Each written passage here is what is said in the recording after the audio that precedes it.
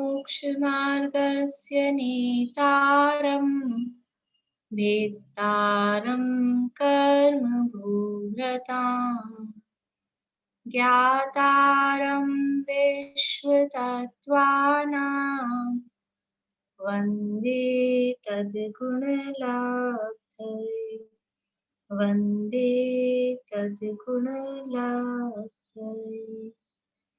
मोक्षमार्ग के नेता एवं कर्म पर्वतों के भेदक और विश्व के सब तत्वों के ज्ञायक चेतन संवेदक सद्गुण आप समान प्राप्त हो यही भावना भाग कर दे विनय पूर्वक करूं वंदना बारंबार जिनेश्वर देव बारंबार जिनेश्वर देव। तत्वार्थ सूत्र नामक महाशास्त्र है और इसके 6वें अध्याय के आधार पर आश्रव तत्व, अशुभ आश्रव, पापाश्रव की चर्चा यहाँ पर चल रही है। 13 सूत्र अपने हो चुके हैं। सूत्र सुनाना है किन्हीं को? बोलिए सुधा जी, आपने सुना?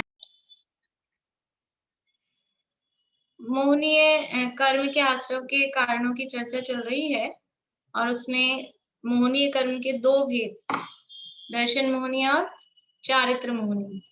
तो दर्शन मोहनीय कर्म के आश्रवों की चर्चा अपनी हो गई है। दर्शन मोहनीय कर्म के आश्रव के कारण कौन कौन से हैं? बोलिए स्नेहलता जी, दर्शन मोहनीय के आश्रव के कारण। अनम्यूट करिए आप।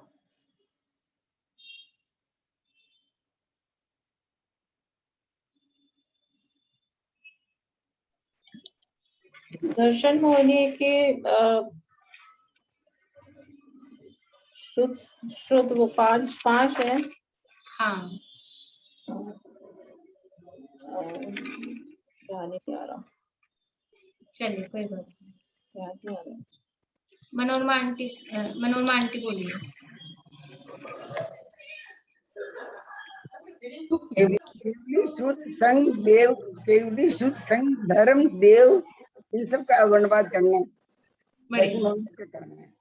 केवली अवर्णवाद, श्रुत अवर्णवाद, संघ अवर्णवाद, धर्म अवर्णवाद और देवों का अवर्णवाद, ये सब दर्शन मोहनीय कर्म के आश्रव के कारण है।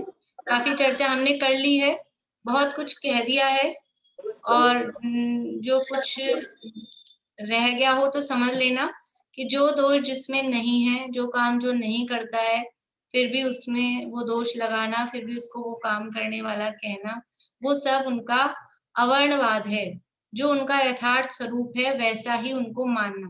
देखिए जो जिस पद पर है उसको उस पद के योग्य उसकी विनय करनी चाहिए। कोई ऊंचे पद पर है और उसकी उतनी विनय नहीं करी, कम विनय करी, तो भी उसका अवर्णवाद है, उसकी विराधना है। और कोई नीचे पद पर है और फिर उसकी हम ज्यादा विनय कर रहे हैं, तो वो भी गलत बात है, वो भी विराधना ही है। यानी जो जिस स्थिति में है, जो जिस पोजीशन में है, उसको उतना ही मान सम्मान देना, उतना ही उसका विनय करना, वही वास्तव में यथार्थ विनय है। तो देवों के संबंध में देव जिस भूमिका में है, देव जिस योग्य है, उस योग्य देवों को ही भगवान मान लेना। जो भवनवासी व्यंतर जाति के देव हैं, वो यहाँ कुछ चमत्कार करते दिखाई देते हैं, उन्हीं को भगवान मान लेना, तो वो भी उनका अवर्णवाद है, वो उनका यथार्थ स्वरूप नहीं है। अवर्णवाद का मतलब है जो यथार्थ स्वरूप नहीं है वो मान रहे हैं। तो वो वीतरागी सर्वज्ञ नहीं है, भगवान नहीं है, फिर भी उनको भगवान मान लेना, ये भी उनका अवर्णवाद करना ही है। तो बहुत सारी बातें इस संबंध में अपन ने देख ली हैं। मतलब सच्चे देव शास्त्र गुरु को ही मानना, उनकी ही पूजन भक्ति वंदना करना, वो तो है यथार्थ स्वरूप, वो तो अवर्णवाद नहीं है। और इसके अलावा जो कुछ भी सच्चे देवशास्त्र गुरु के अलावा अन्य किसी को भी मानना, देव के रूप में, भगवान के रूप में, यानी धार्मिक श्रद्धा से, यहाँ क्योंकि प्रकरण धार्मिक चल रहा है, तो धार्मिक श्रद्धा से सच्चे देवशास्त्र गुरु के अलावा अन्य किसी को भी देव, गुरु, धर्म, शास्त्र ये सब मानकर पूजना, उनकी विनय करना, वो सब उनका अवर्णवाद के अंतर्गत आएगा। वो सब दर्शन मोहनी के आश्रम के कारण है। दर्शन मोहनी मतलब उससे मिथ्यात्व बंधता है, और मिथ्यात्व बंधता है तो क्या होता है? मिथ्यात्व का फल क्या है? मिथ्यात्व का फल ये है कि हम अपने स्वरूप को, अपने को नहीं पहचान पाती। मैं कौन हूं यही हमको समझ में नहीं आता है, यही हम भूले हुए हैं। अनादि काल से ये मिथ्यात्व बंधता जा रहा है, बंध रहा है, उदय में आ रहा है, और उसका फल हम क्या भोग रहे हैं कि मैं कौन हूं यही हमको खबर नहीं है। जो मैं नहीं हूं उसको मैं मान के बैठे हुए हैं। ये विपरीत श्रद्धा का, विपरीत मान्यता का ये फल होता जा रहा है।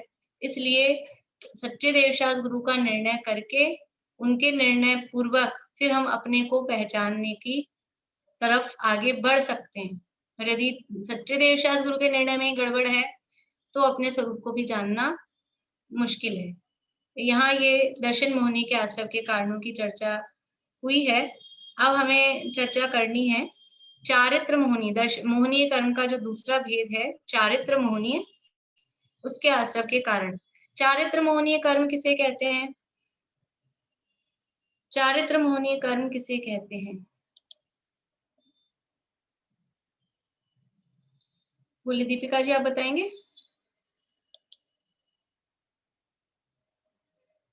अनम्यूट करिए।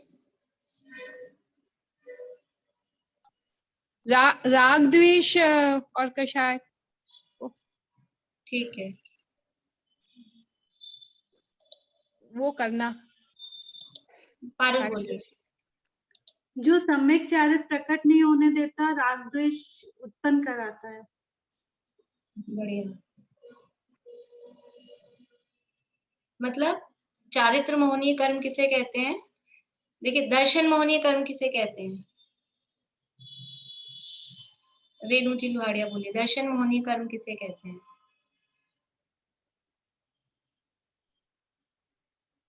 चारित्र मोहनी तो चरित्र में दोष लगाए, और हाँ, दर्शन मोहनी जो क्या होगा, जो हमारे समझ में नहीं आ रहा है। ठीक है, चारित्र मोहनीय का सही है आपका। बोलिए सुधा जी। जो दर्शन हमारी मान्यता, जो हमारी मान्यता को विपरीत कर देता है, बढ़िया। सच्ची संयम नहीं होने का। बढ़िया। जो हमारी श्रद्धा को घात करे, श्रद्धा में दोष लगाए, वो दर्शन मोहनी है।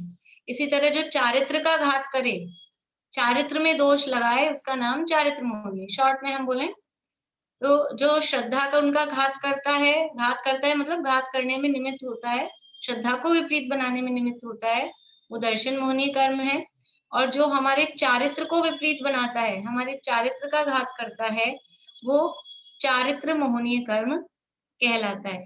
तो ये चारित्र मोहनी हमारे चारित्र का घात करता है। चारित्र का मतलब, चारित्र के घात का मतलब क्या हुआ कि राग द्वेष उत्पन्न हो रहे हैं ना, ये हमारे चारित्र का घात हो रहा है। ये हमारे वास्तव में स्वरूप नहीं है चारित्र का। चारित्र गुण का असली स्वरूप क्या है? चारित्र गुण का असली स्वरूप है वीतराग रूप रहना, वो उसका शुद्ध स्वरूप है। लेकिन ये जो राग द्वेष उत्पन्न हो रहे हैं, तो ये चारित्र गुण का घात हो रहा है। तो चारित्र गुण के घात में चारित्र मोहनीय कर्म निमित्त है। ऐसा ये चारित्र मोहनीय कर्म ये कैसे बंधता है, क्यों बंध रहा है, क्यों बंधा है आज तक, उसके कारण यहाँ पर बताए जा रहे हैं। प्रीति बोलोगे? कषायोदयात् तीव्र परिणामश्चारित्र मोहस्य। कषायोदयात् तीव्र परिणामश्चारित्र मोहस्य। कषायोदयात् तीव्र परिणामश्चारित्र मोहस्य।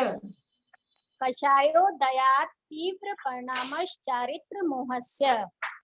बढ़िया।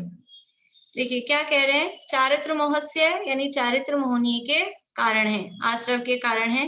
क्या कारण है?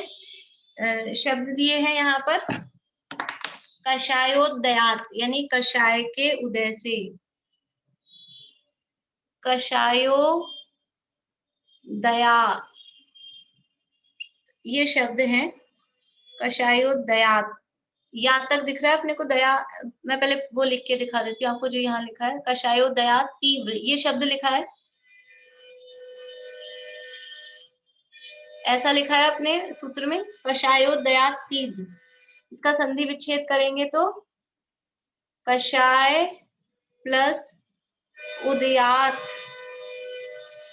प्लस तीव्र, परिणामश आगे वो है कषाय उदयात तीव्र, कषाय के उदयात यानी उदय से तीव्र परिणाम, जो तीव्र परिणाम हो रहे हैं वो क्या है, चारित्र मोहिनी के आश्रव के कारण है। कषायोदयात कषाय के उदय से तीव्र परिणामश, ये तीव्र जो परिणाम हो रहे हैं, तीव्र परिणाम वो चारित्र मोहिनी के आश्रव के कारण है।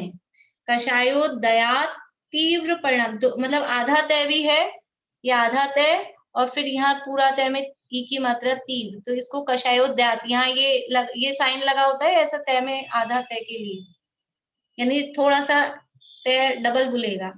कषायोदयात तीव्र परिणामश चारित्र मोहस्य, बोल के देख, यानी अपने मन में बोल सकते हैं आप लोग, कषायोदयात तीव्र परिणामश चारित्र मोहस्य, कषाय के उदय से जो परिणामों में तीव्रता, तीव्रता मतलब तीव्रता का मतलब है जो विकार की कलुषता, यानी कषायों की तीव्रता जो कही गई है, संक्लेश की अधिकता कही गई है, तो कषायों के उदय से परिणामों में जो तीव्रता होती है, या कषाय के उदय से तीव्र परिणाम जो होते हैं वो चारित्र मोहिनी के आश्रव के कारण है। ठीक है, अब ये तीव्र परिणाम कैसे होते हैं कषाय के उदय से, क्योंकि यहाँ तो कह ही रहा है चारित्र मोहिनी का अर्थ क्या है, यदि चारित्र मोहिनी को दूसरे शब्दों में कहें, चारित्र मोहिनी को हम दूसरे शब्दों में कहें, एक शब्द में कहें तो क्या कह सकते हैं, चारित्र मोहिनी मतलब, मीना चाची बोलिए। कषाय। कषाय, चारित्र मोहिनी का मतलब है कषाय, वो चारित्र मोहिनी कषाय है, और उस कषाय के उदय से ही जो परिणाम हो रहे हैं, तीव्र परिणाम हो रहे हैं, वो फिर से उस चारित्र मोहिनी यानी कषाय के आश्रव के कारण है। बड़ा मतलब अलग सा इसका है प्रकरण, अभी अपन देखेंगे कि हम जो भाव कर रहे हैं, जैसे परिणाम, जैसी कषाय कर रहे हैं, उससे फिर से वैसी वैसी कषाय बनती जाती हैं। चारित्र मोहनीय कर्म के भेद कितने हैं, पहले मोहनीय कर्म के ही बताइए, किन किन को नहीं आते वो हाथ खड़ा कर दें, उनसे मैं पूछ लूं। मोहनीय कर्म के भेद, निशी जी आपको पता है? हाँ या ना ऐसा बोल दीजिए गर्दन से। नहीं पता? रजनी जी आपको मालूम है? बोलिए। दर्शन मोहनी और चारित्र मोहनी। आपने मोहनी, दर्शन मोहनी, चारित्र मोहनी है। अब मोहनीय कर्म है, दर्शन मोहनीय के भेद। दर्शन मोहनी के, दर्शन मोहनी के,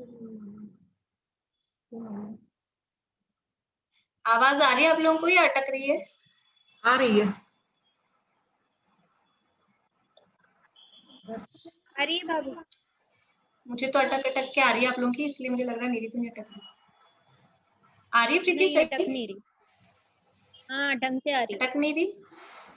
नहीं। ठीक है, मुझे उनकी अटक अटक के आ रही थी। हाँ रजनी जी बोलिए आप। दर्शन मोहनी के कितने भेद? दर्शन मोहनी के, नीलम भाभी।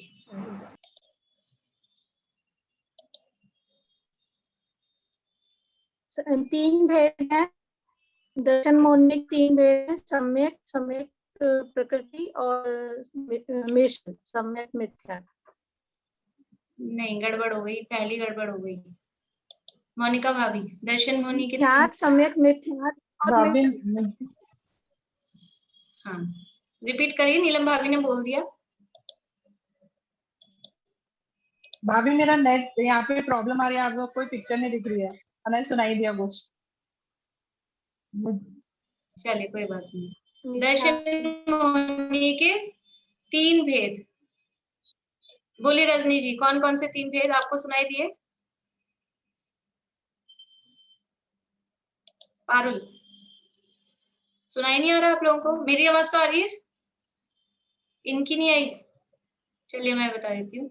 मिथ्यात्व, सम्यक मिथ्यात्व और सम्यक प्रकृति, ये दर्शन मोहिनी के 3 भेद। पहला भेद मिथ्यात्व, दूसरा सम्यक मिथ्यात्व और तीसरा सम्यक्त्व प्रकृति। सम्यक्त्व प्रकृति ये अपने 8वें अध्याय में लिखे हुए मिल जाएंगे आप लोगों को नाम। अब चारित्र मोहिनी के भेद, ये 8वें अध्याय का 9 नंबर का सूत्र है, उसमें मिल जाएंगे आप लोगों को। चारित्र मोहिनी कितने प्रकार का होता है?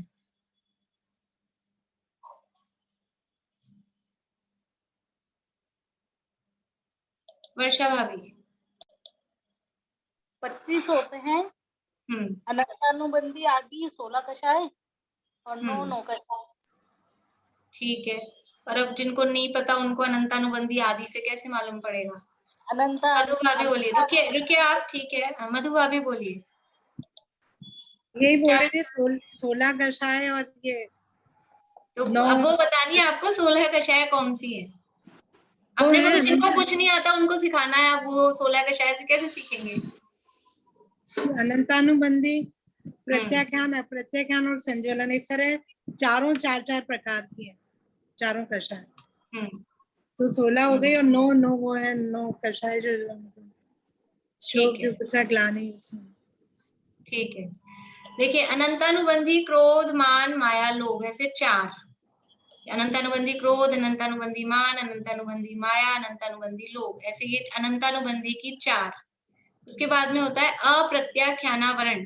आप लोग जिनको लिखना हो थोड़ा सा हल्का सा लिख के वहां से नोट कर लें। 8वें अध्याय का 9 नंबर का सूत्र है अप्रत्याख्यानावरण की, फिर वही क्रोध मान माया लोभ, ऐसे 4। फिर प्रत्याख्यानावरण की क्रोध मान माया लोभ, ऐसे 4, 12 हो गई। और फिर है संज्वलन, संज्वलन क्रोध मान माया लोभ, ये 4। तो इस तरह से हो गई 16 कषाय। अनंतानुबंधी की 4, अप्रत्याख्यानावरण की 4, प्रत्याख्यानावरण की 4 और संजुलन की 4। इसके बाद में होती है 9 यानी 9 कषाय।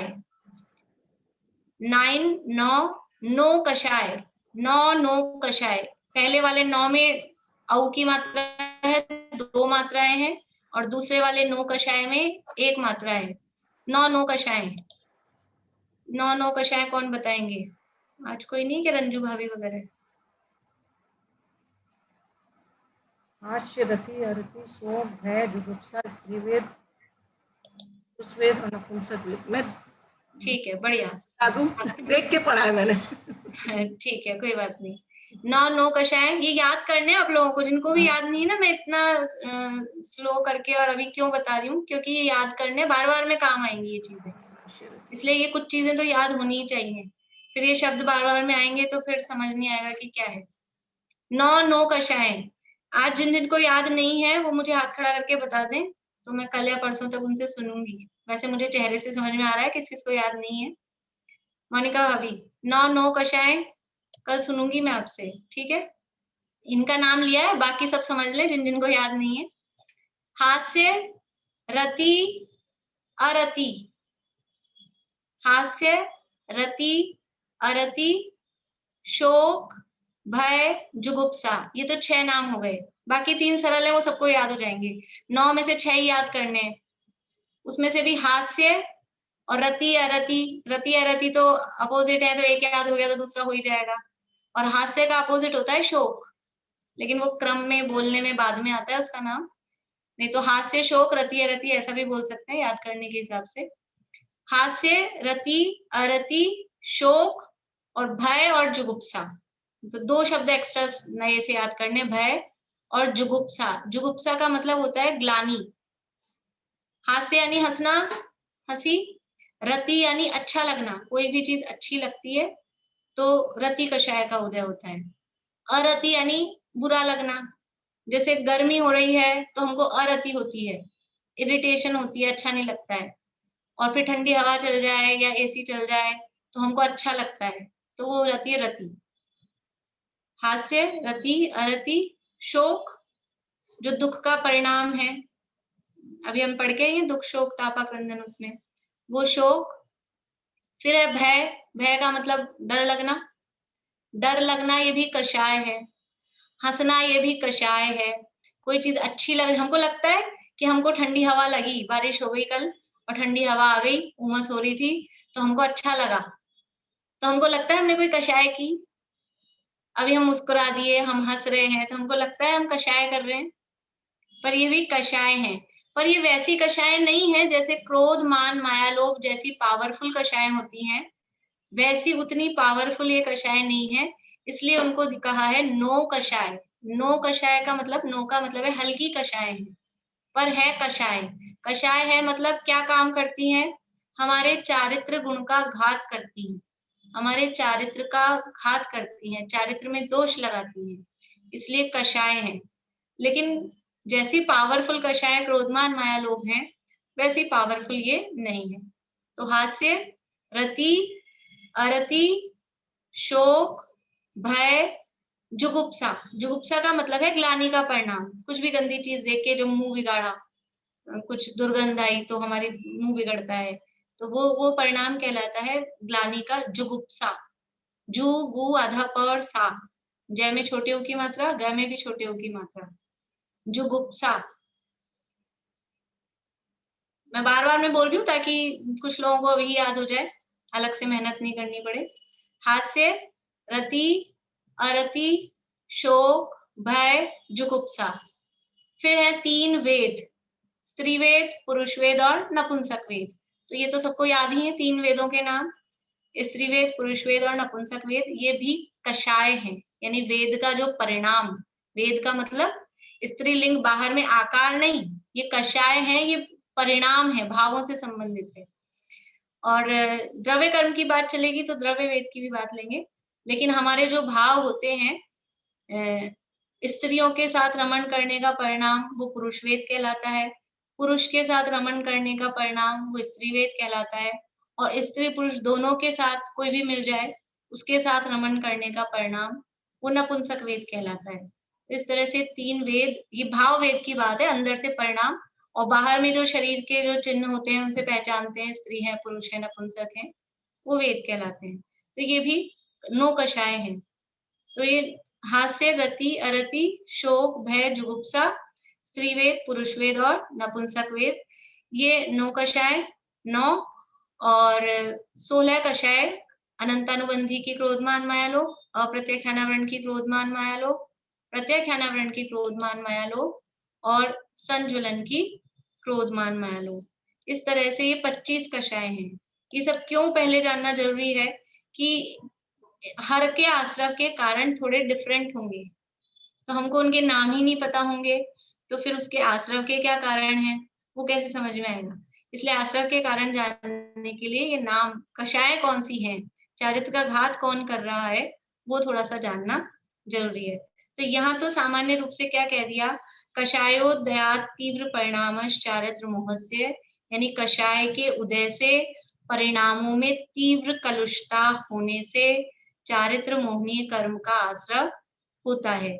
ये सामान्य रूप से कह दिया, लेकिन अलग अलग पर्टिकुलर नहीं कहा कि कौन सी कषाय किस तरह के परिणाम से, कैसा कलुषता हो जब कौन सी कषाय बंधे। तो उसके लिए यहाँ दूसरी टीका है बड़ी, उसके आधार पे मैं आपको पढ़ के सुनाती हूँ। देखिए,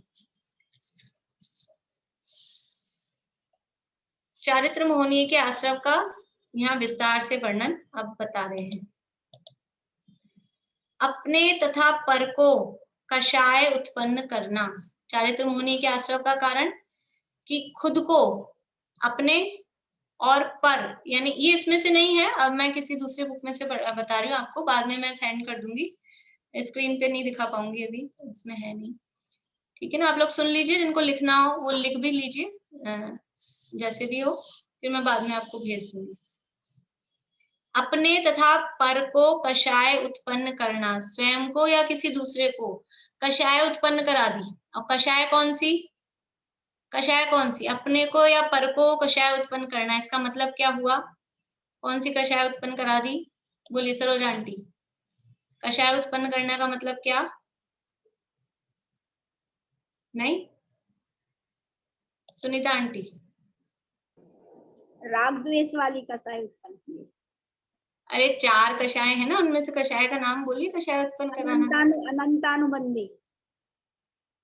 मोनिका भाभी बोलिए। भाभी किसी को क्रोध दिला दिया, मतलब कषाय में बढ़िया, बढ़ा दिया। अपने को और पर को कषाय उत्पन्न कराना मतलब अकेला क्रोध, हम ऐसा समझते हैं दूसरे को गुस्सा। एक तो आज तक ज्यादातर दुनिया में क्या है, कषाय किसे समझा जाता है? कोई गुस्सा करता हुआ दिखे तो क्या कहते हैं? क्यों कषाय कर रहे हो, क्यों इतनी कषाय कर रहे हो? मतलब गुस्से को ही 95% या 99 भी कहे तो कोई वो नहीं होगा, सब ज्यादातर लोग एक गुस्से को कषाय समझते हैं। कोई बहुत लोभ कर रहा हो तो कोई ऐसा नहीं कहेगा क्यों इतनी कषाय कर रहे हो। कोई बहुत मान कर रहा होगा, घमंड में होगा, तो भी ऐसा नहीं कहेंगे क्यों कषाय कर रहे हो। यानी कषाय के नाम से हमारे दिमाग में सबसे पहले किसकी फोटो आती है? कषाय मतलब क्रोध, ऐसा हमको समझ में आता है। लेकिन अकेला क्रोध ही कषाय नहीं है। जैसा क्रोध कषाय है वैसे ही मान भी, माया भी, लोभ भी, ये भी वैसे ही कषाय है, बराबर की कषाय है। तो अपने तथा पर को, ये नहीं कहा क्रोध उत्पन्न कराना, ये कहा है कषाय उत्पन्न कराना।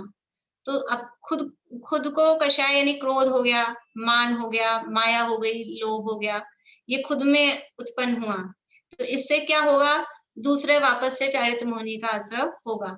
या किसी और को हमने चला के किसी को छेड़ा, ऐसे परेशान किया, अब उसको गुस्सा दिला दिया, यद्यपि आया उसको उसकी उपादानगत योग्यता से ही है, लेकिन हम उसमें निमित्त बन गए।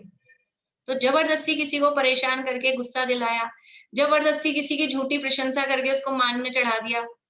ऐसा होता है शादी विवाह में, एक दूसरे से मिलते हैं, कोई लग रहा हो कि नहीं लग रहा हो, लेकिन यदि तैयार होके आया है तो हम कहते हैं आज तो तुम क्या लग रहे हो, ये लग रहे हो, वो लग रहे हो। और वो आदमी घमंड में मान में चूर हो, तो ये दूसरे को कषाय उत्पन्न कराई।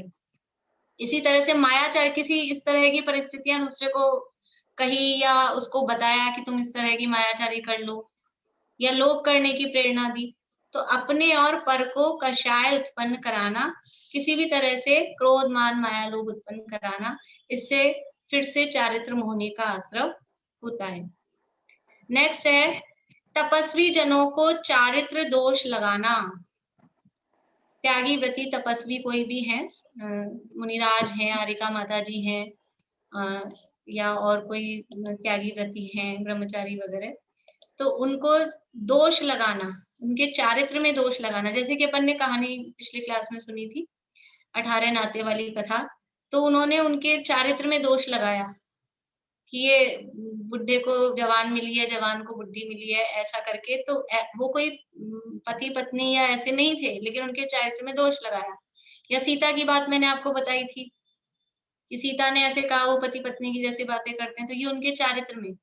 तो किसी ऐसा होता है ना, हमारे माइंड से कहीं हम सड़क पे से निकल रहे हो और कहीं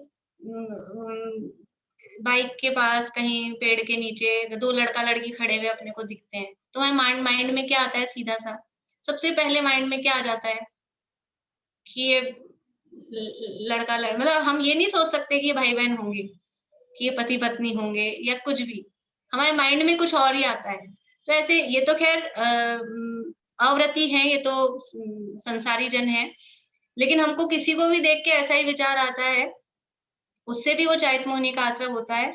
पर उससे भी बहुत ज्यादा यदि किसी त्यागी व्रती के संबंध में, उनके चारित्र के संबंध में यदि दोष लगाया जाता है, तो उससे तीव्र चारित्र मोहिनी कर्म का आश्रय होता है। किसी के भी चारित्र के संबंध में, किसी भी स्त्री पुरुष को बात करते देखते ही दिमाग में कुछ भी दूसरी बातें आ जाती है, तो वो दूसरे के चारित्र में यदि हम दोष देख रहे हैं तो हमारे ही चारित्र में दोष लगने वाला है। चारित्र मोहिनी का आश्रय होगा तो क्या होगा? हमारे चारित्र में दोष लगेगा। इसलिए तपस्वी जनों को चारित्र दोष लगाना। नेक्स्ट है संक्लेश परिणाम को उत्पन्न करने वाला भेष, व्रत इत्यादि धारण करना। संक्लेश परिणाम को उत्पन्न करने वाला कोई भी वेश, कोई भी व्रत वो धारण किया। संक्लेश परिणाम मतलब जिससे हमारे परिणामों में आकुलता होती है, हमारे परिणामों में निर्मलता नहीं आ रही है, विशुद्धि बढ़ नहीं रही, उल्टी हमारे परिणाम में आकुलता हो रही है, संक्लेश बढ़ रहा है, दुखी हो रहे हैं, ऐसा कोई भी हमने वेश धारण कर लिया। जो कैसे कि हमारे अंदर से परिणाम उस वेश के योग्य नहीं थे, अंदर कषाय उतनी मंद हुई नहीं थी, लेकिन ले लिया कोई वेश, कोई व्रत ले लिया, अब ले लिया, किसी ने दिला दिया, अब अंदर से इच्छा थी नहीं। कुछ लोग होते हैं जैसे रात्रि भोजन वगैरह करते हैं, मान लीजिए अब महाराज को आहार देना है, महाराज को आहार दिया, महाराज कह देते हैं कि 1 साल के लिए कि 6 महीने के लिए रात्रि भोजन छोड़ो। अब वो क्या करे, एंड टाइम पे मजबूरी हो जाती है, मना कर दो तो भी अच्छा नहीं लगता, अब ले लिया। अब अंदर से परिणाम यदि संक्लेश हो रहे हैं, अब ले लिया तो खुश हो जाए कि चलो इस बहाने मेरा ये तो छूटा और इस बहाने निभेगा, एक तो वो परिणाम हो सकता है। अगर वो परिणाम नहीं हो रहा है और अंदर से संक्लेश, जबरदस्ती महाराज ने दिला दिया, मैं कैसे करूं, मेरे से तो नहीं होता है, मेरे से तो नहीं, मतलब जैसे तैसे करके 6 महीने साल भर जो भी नियम लिया था वो मजबूरी में निकाला, इस संक्लेश परिणाम को उत्पन्न करने वाला कोई व्रत ले लिया, या ऐसा कोई वेश धारण कर लिया कि कोई मुनि बन गया है लेकिन निपटी नहीं है और परेशान हो रहे हैं, या कोई ब्रह्मचारी हो गए हैं, या कोई और दूसरी प्रतिमाएं ले ली है, अपने में बता रही हूँ, और बाहर में जो दूसरे अन्य मतों के वेश हैं वो तो है ही संक्लेश को उत्पन्न करने वाले। तो इस तरह से कोई वेश या व्रत ये धारण कर लिया जिससे परिणाम आकुलित होते हैं, दुखी होते हैं, परेशान होते हैं, उससे भी चारित्र मोहनी का आश्रय होता है। अंदर में उतनी निर्मलता प्रकट हो जाए, अंदर में उतने राग द्वेष कम हो जाए, उसके बाद में वो व्रत या वेश धारण किया जाए तो वो इजी गोइंग में सहज रूप से वो निभता है, अदरवाइज फिर वो संक्लेश ही संक्लेश होते हैं। इस प्रकार से ये यहाँ 3 कारण बताए हैं मुख्य रूप से कषायों के, यानी ये तो समझ लीजिए सामान्य रूप से क्रोधादि चारों कषायों के बारे में बताया। ये इत्यादि लक्षण वाला परिणाम चारित्र मोहनीय कर्म के आश्रव का कारण है, यानी खुद कषाय कर रहे हैं, खुद क्रोध कर रहे हैं तो फिर से क्रोध कर्म बनेगा, खुद मान कर रहे हैं तो फिर से मान कर्म बनेगा, खुद मायाचारी कर रहे हैं तो फिर से माया, खुद लोभ कर रहे हैं तो फिर से लोभ, या दूसरे को क्रोध मान माया लोभ करवा रहे हैं तो बनेगा, या किसी के चारित्र में दोष लगा रहे हैं तो हमारे ये कषाय चारित्र मोहनीय कर्म बनेगा, अथवा हमने कुछ इस तरह का वेश धारण किया है, व्रत लिया है और हमको संक्लेश हो रहा है तो उससे भी चारित्र मोहनीय का आश्रव होता है। ये तो कषायों के आश्रव के कारण हुए। अब है 9 कषाय के आश्रव के कारण। कौन सी है 9 कषाय? पारुल याद थी पहले से या अभी की है? सुनाओ। याद थी। हास्य रति अरति शोक भय जुगुप्सा स्त्रीवेद पुरुषवेद और नपुंसक। बढ़िया, ये 9 कषाय हैं। अब सबसे पहले हास्य के आश्रव का कारण बता रहे हैं। यहाँ 2-2, 3-3 कारण बताएंगे, इसी तरह से हम और समझ लें। बहुत ज्यादा एक चीज अलग अलग करके नहीं बताई है, लेकिन उसी तरह से समझ लें। तो सबसे पहला है गरीबों का अति हास्य करना, गरीबों की हंसी उड़ाना। किसी की हंसी उड़ाई तो उससे क्या होगा कि ऐसा कर्म बनेगा कि हमारी भी हंसी उड़ेगी।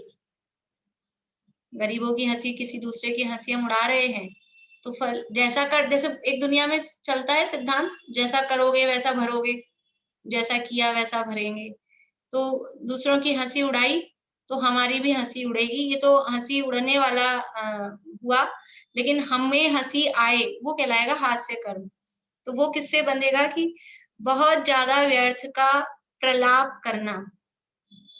व्यर्थ का प्रलाप समझते हैं? जैसे बहुत बोलना, जैसे कुछ लोगों की नेचर होती है कि बहुत ज्यादा किसी बात को लंबा करके खींच के बोलते ही जाएंगे। कोई एक बात हो जाए तो जिसे बोलते हैं अपने मारवाड़ी शब्द में रैवार करते रहते हैं उसी का। सुना आप लोगों ने शब्द?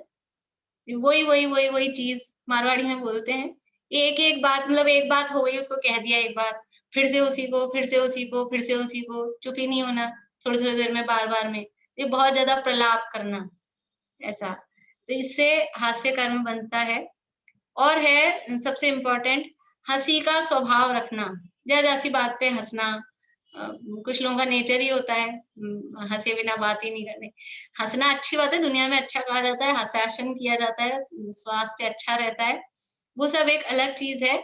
लेकिन बहुत ज्यादा बिना बात पे हंस रहे हैं तो वो भी हंसी भी कषाय है, यद्यपि उससे हास्य ही कषाय बन रही है दोबारा से, लेकिन बंधन तो हो ही रहा है, कर्म तो बंध ही रहा है, और वो भी एक कर्म है।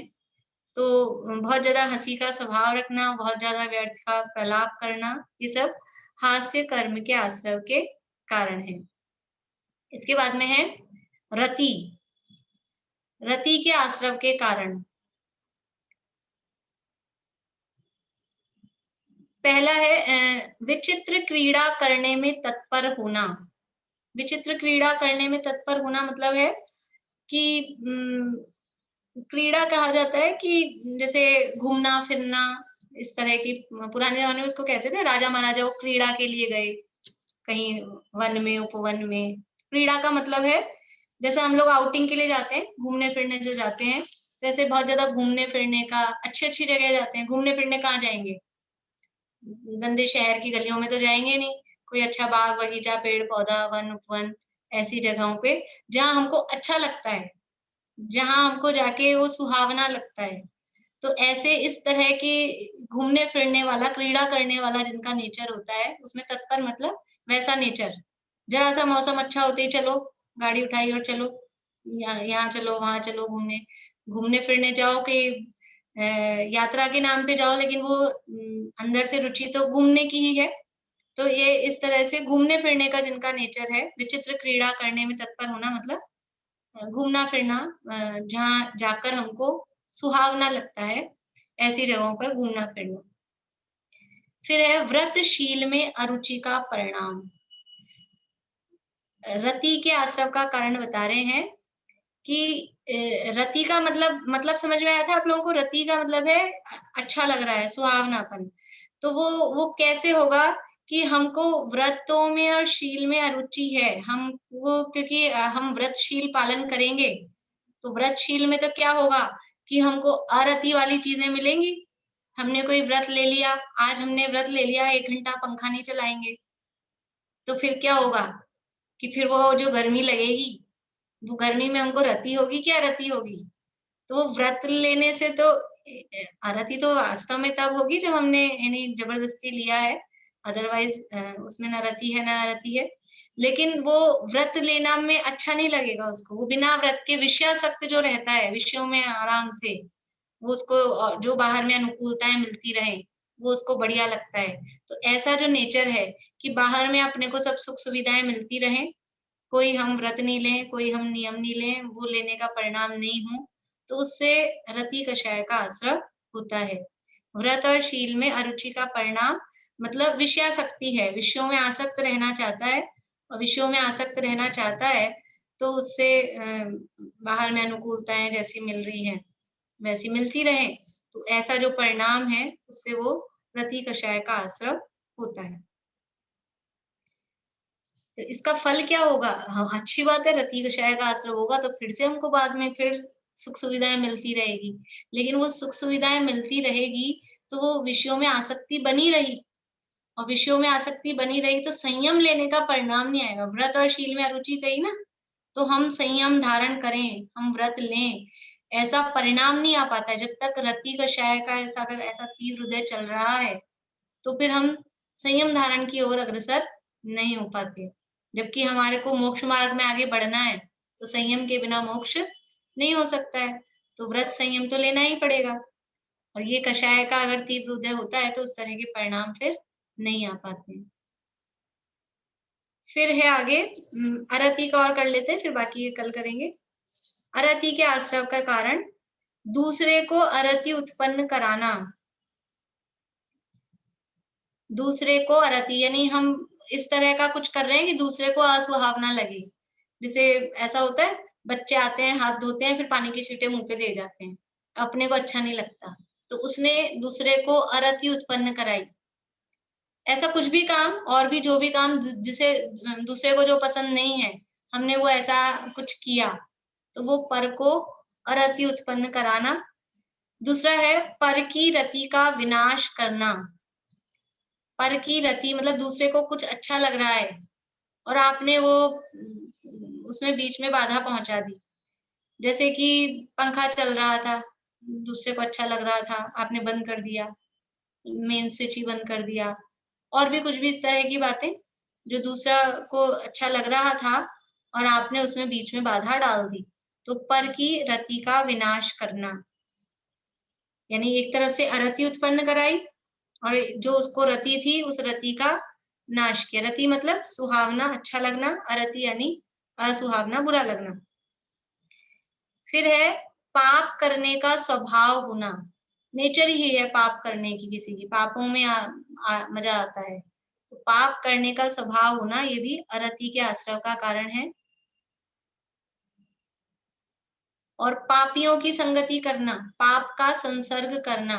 पाप का संसर्ग करना मतलब पापियों की संगति करना, ये भी अरति के आश्रव का कारण है। इस प्रकार से ये परिणाम जो है, ये सब क्या है, ये परिणाम, बाहर की क्रिया तो है ही, लेकिन इस तरह के भाव भी मन में हुए। हमने क्रिया नहीं की, लेकिन हमने सोचा ये पंखा चल रहा है और अपन इसका पंखा बंद कर दो, मजा आएगा, तो मन में सोचा लेकिन फिर किया नहीं, तो भी वो अरति का जो बंध है, यानी कषाय का बंध, आश्रव, वो तो हो ही गया। ये परिणामों की मुख्यता से बात चल रही है। इस तरह के परिणाम करना ये इन कषायों के आश्रव के कारण है। अभी शोक, भय, जुगुप्सा और 3 वेद के और हैं, वो चर्चा अपन कल करेंगे। अभी यही पूरा करते हैं। बोलिए रश्मि जी। मतलब यही हुआ ना, रति का मतलब तो किसी वस्तु या किसी भी व्यक्ति के लिए वो रखना, मतलब स्नेह जागृत करना तो रति हो गया। हाँ, और उसकी उपेक्षा करना अरति हो गया। हाँ, ऐसा भी कह सकते हैं, है ना। हाँ, पूरा व्यक्ति के संबंध में ऐसा, और वस्तुओं के संबंध में वस्तुएं अच्छी लग रही हैं तो हमको रति होती है, और वस्तुएं खराब लग रही हैं तो अरति होती है। मतलब उपेक्षा करना अरति हो गई। ठीक है, बोलिए वर्षा भाभी। मैं कह रही थी वो पेपर मेरा व्हाट्सएप कर देंगे, मेरे इस पे आता नहीं है, पता नहीं क्यों। अब ये बात बाद में करेंगे अपन, है ना, पेपर की, है ना। हाँ, मैं व्हाट्सएप नहीं कर पाऊंगी, आप अगर नहीं मिल रहा है तो वो आंसर्स अपन ने कर ही लिया, वो सुन लेना रिकॉर्डिंग। बोलिए भारती आंटी। अनम्यूट नहीं हुआ, अनम्यूट करिए। तो उपेक्षा करना अरति हुआ, वो मेरे को बात नहीं समझ में आई।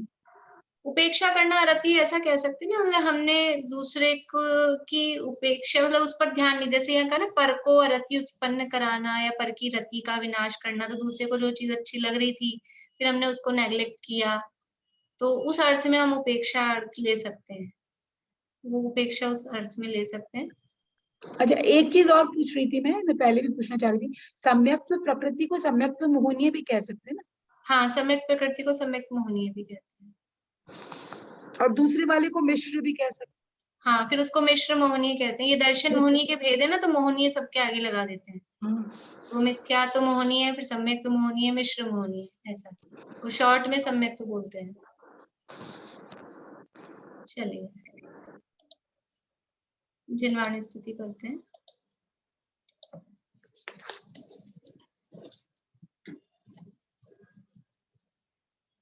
हे चक्रधर जगजीत कर षट खंड को निज वश किया, पर आत्मा निज नित्य एक अखंड तुम अपना लिया। हे ज्ञान घन अरनाथ जिन धन धान्य को ठुकरा दिया, विज्ञान घन आनंद घन निज आत्मा को पा लिया।